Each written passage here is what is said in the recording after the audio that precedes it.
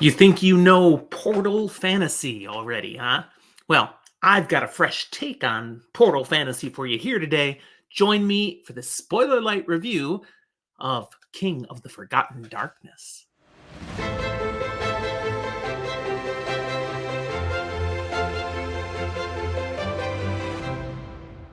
Hi, welcome to Fantasy for the Ages. I'm Jim, the father of this father-son show, and I'm here today to bring you this review of a great book that I just recently read. Author Eric Goodwin, a psychiatrist by day with numerous nonfiction publications out there already, is now, by the wee morning hours, a fantasy author in his free time.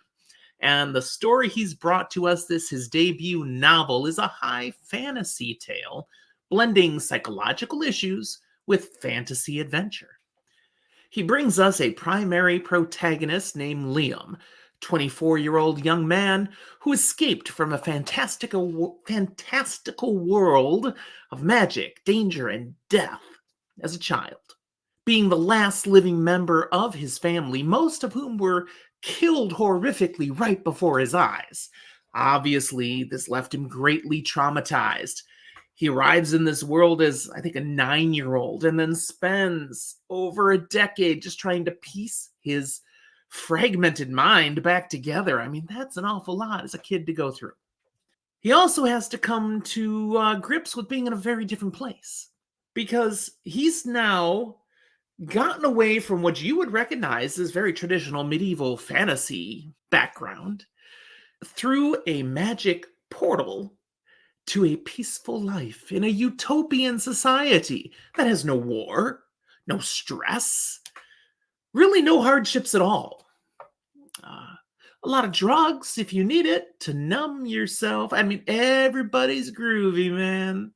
Okay, astute readers looking at this are able to catch that, something's not quite right here. Nothing can be this good, everybody be this fine. Nah, we're not seeing the whole picture.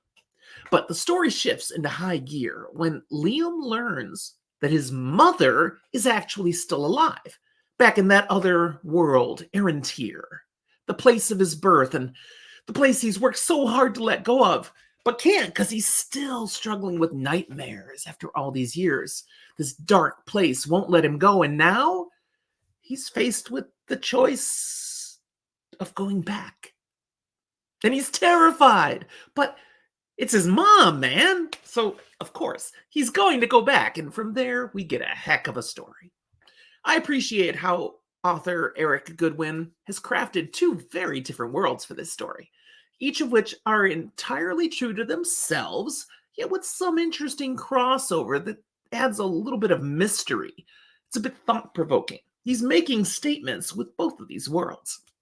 I also valued how he leans into his professional understanding of trauma and the lasting impact that it can cause, both for Liam and other characters that he brings into the story.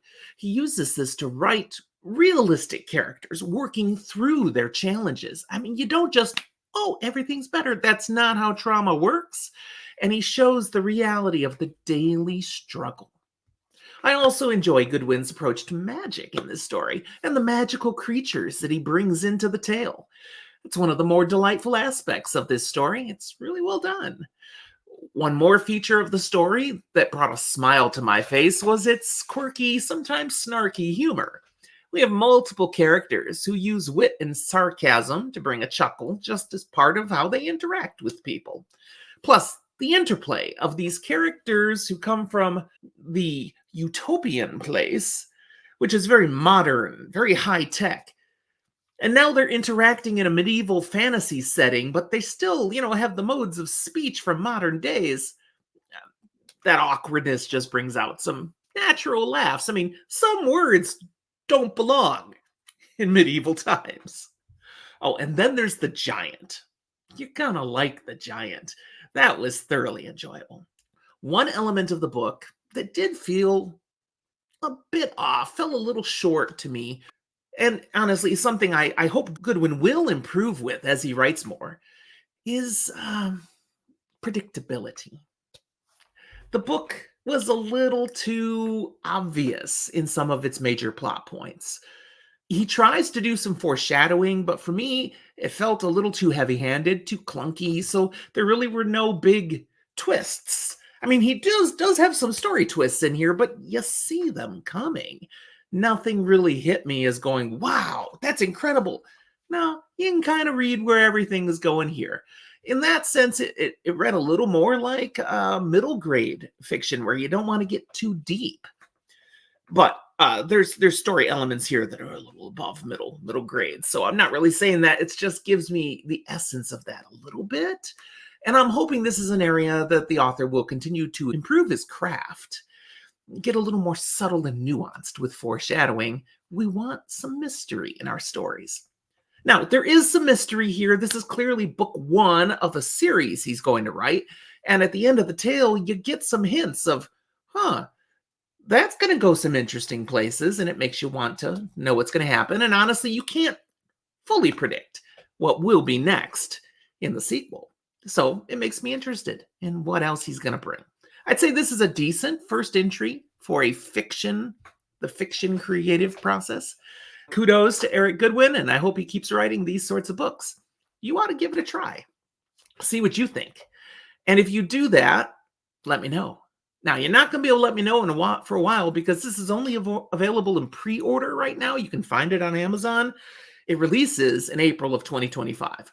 So go ahead, take a shot at it. I think you might enjoy the tale. I appreciate you watching. I would really appreciate if you gave a like to this video and subscribed if you haven't done so. Check out all the content Zach and I have here on our channel. We're just trying to entertain people as we share our love with books. Okay, that's it. We'll talk to you next time.